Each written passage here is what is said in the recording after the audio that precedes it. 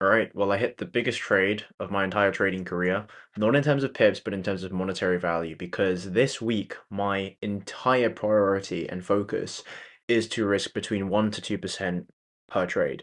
And that's exactly what I did today. So instead of my typical 0.05 lot size, we risked a 0.18. And the way I worked it out is just by risking that 1%. We figured out that 1% risk is $250. So whatever my stop loss is going to be placed is going to be risking $250. And then my lot size will automatically calculate by itself, 0.18. Came out with a 200 pip win. And actually, the trade plan wasn't followed exactly.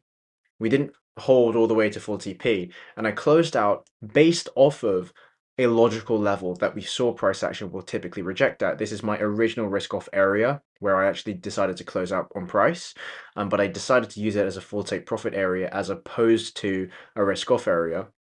And this line here was my new risk off area. And that's only because when you look towards the left of the screen, when you're mirroring price action in these areas, you're going to get a first rejection. My entry level is here, right? So price action will come back down to sweep liquidity to then push up. So if we know that, the probability of price action is higher to come back down to your break even, I would obviously want to secure profits. So yes, it wasn't the textbook position that I would always want. However, it was a position that I'm very, very pleased of taking. Today's priority was the 1 to 2% risk, and yes, we are going to push back the put back in, follow the systems, follow the plan, which is to have your entire full take profit. Now, actually, getting into this trade position, I did want one more requirement, and that was based off of this current 30 open. As the 30 candle opened, you want another retest to tap you to 50.78, which you never got.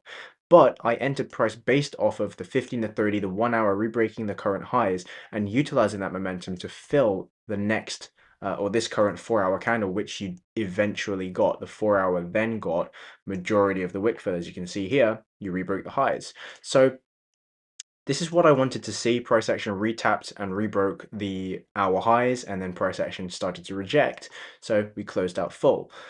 And that was a really, really good opportunity. Now, if we actually look on the charts now, what's happened? The 30 candle opened up and it's come down for that bottom wick where you originally wanted a retest. So it's going to be quite interesting now to see where price action in this current 30 candle will go, because this could be the actual trade validation with a bottom wick entry on the 30 that I could have potentially taken to have full take profit, which is 375 pips. If I had a wick entry here, that is 483 pips, and then your stops is going to be below the lows here, risking about 206, so that makes a lot more sense too. But if we focus on the trade position that I've just come out of, the reason why I closed is because we saw that this is a rejection area, we saw that this is all we needed to get, the rest is just going to be free money, but we did see that we're not very likely to get it. Why? Because you never got the proper retest that we actually originally wanted on price. And then now you are starting to get that, the probability might be a lot likelier. But yeah, that's it.